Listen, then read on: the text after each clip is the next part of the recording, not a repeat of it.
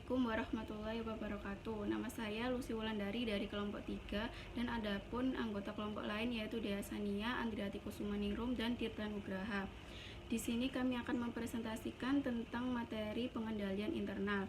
Yang pertama, saya akan mempresentasikan dimulai dari pengendalian. Pengendalian sendiri adalah pengendalian merupakan proses mempengaruhi atau mengarahkan aktivitas sebuah objek, organisasi, atau sistem. Salah satu tujuan SIA adalah membantu manajemen dalam mengendalikan organisasi bisnis. Untuk pengertian pengendalian internal, dalam teori akuntansi dan organisasi, pengendalian intern atau kontrol intern didefinisikan sebagai suatu proses yang dipengaruhi oleh sumber daya manusia dan sistem teknologi informasi yang dirancang untuk membantu organisasi mencapai suatu tujuan atau objektif tertentu. Atau dengan kata lain, bahwa pengendalian internal terdiri atas kebijakan dan prosedur yang digunakan dalam operasi perusahaan untuk menyediakan informasi keuangan yang handal serta menjamin dipatuhinya hukum atau peraturan yang berlaku. Pengendalian intern berperan penting untuk mencegah dan mendeteksi penggelapan dan melindungi sumber daya organisasi baik yang berwujud maupun tidak, reputasi atau hak kekayaan intelektual seperti merek dagang. Tujuan dilakukannya pengendalian yaitu yang pertama, penggunaan sumber daya yang tidak efisien. Yang kedua, keputusan manajemen yang tidak baik. Yang ketiga, kesalahan yang tidak disengaja dalam pencatatan dan pemrosesan data. Yang keempat, kehilangan atau kerusakan catatan secara tidak sengaja. Yang kelima, kehilangan harta karena kecerobohan karyawan. Yang kelima, tidak ditaatinya kebijakan manajemen oleh karyawan dan perubahan secara tidak sah terhadap SIA.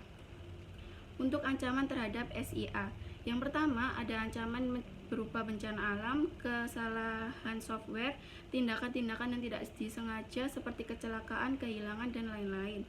Adapun tindakan yang disengaja seperti sabotase, korupsi, dan lain-lain. Mengapa ancaman terhadap SIA meningkat? Yaitu penyebabnya adalah kenaikan jumlah sistem klien atau server. Yang kedua, karena ada jaringan lokal atau LAN yang distribusikan data ke banyak pemakai. Yang ketiga, karena ada wide area network yang memberi peluang bagi pelanggan dan pemasok saling mengakses masing-masing sistem dan data.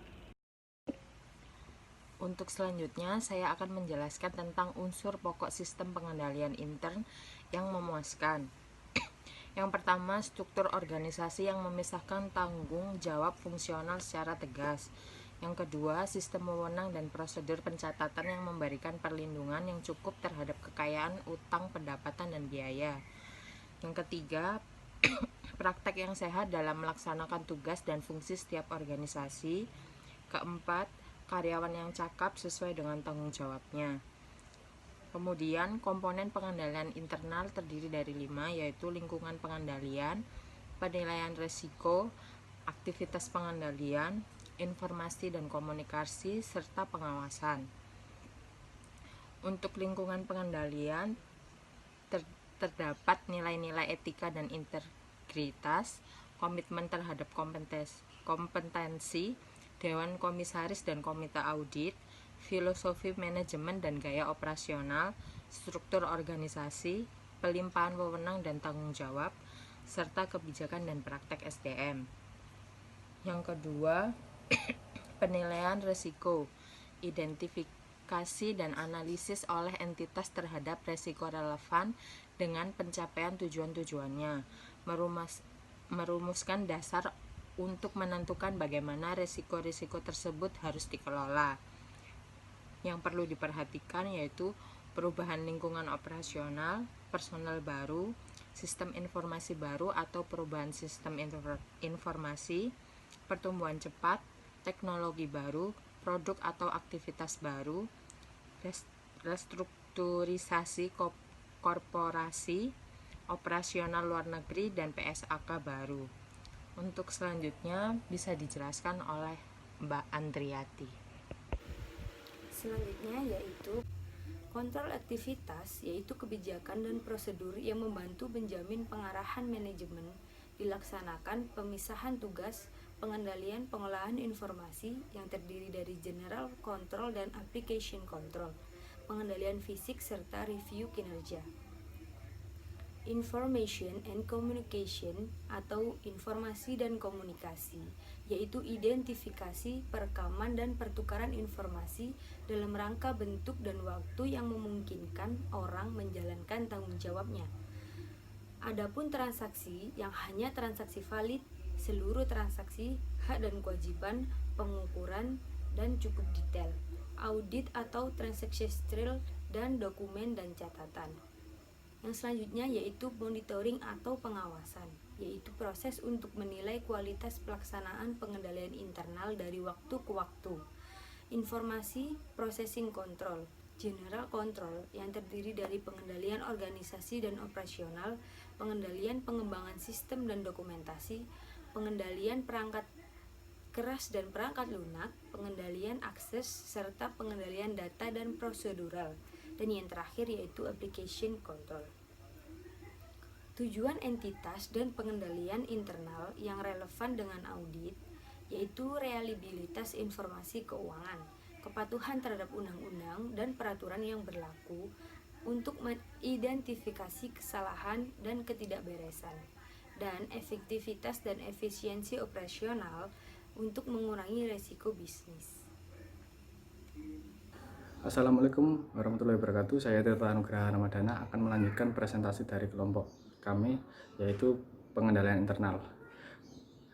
Keterbatasan pengendalian internal suatu entitas. Yang pertama ada kesalahan dalam keputusan, yang kedua breakdown, yang ketiga collision, dan yang keempat manajemen overhead, dan yang terakhir ada cost versus benefits. Untuk performance review, yang pertama adalah analisis laporan ikhtisar rincian saldo akun, yang kedua analisis realisasi dengan anggaran, prakiraan atau periode yang lalu, dan yang ketiga analisis hubungan seperangkat data SPT antara data non-keuangan dengan data keuangan. Untuk penerapan komponen pengendalian internal, yang pertama untuk seluruh entitas tanpa memandang ukuran entitas. Yang kedua, faktor-faktor yang dipertimbangkan dalam memutuskan bagaimana setiap komponen harus diimplementasikan, yaitu ada ukuran entitas. Yang kedua, karakteristik organisasi dan pemiliknya. Yang ketiga, jenis usaha. Yang keempat, diversitas dan kompleksitas operasional. Yang kelima, metode pengolahan data. Dan yang terakhir, aplikabilitas persyaratan legal dan regulator. Etika dan struktur pengendalian intern. Potensi pelanggaran etika memungkinkan munculnya exposure bagi organisasi. Exposure tersebut termasuk denda, pelanggaran, dan tindak kriminal terhadap perusahaan dan para eksekutifnya. Etika dan budaya perusahaan. Ada kode etik, biasanya ditulis dalam bahasa hukum yang berfokus pada hal-hal yang mungkin dilanggar. Yang kedua budaya perusahaan, yaitu budaya perusahaan tergantung pada tingkah laku dan praktek kerja para karyawan. Sekian presentasi dari kelompok kami. Bila ada salah kata, mohon maaf.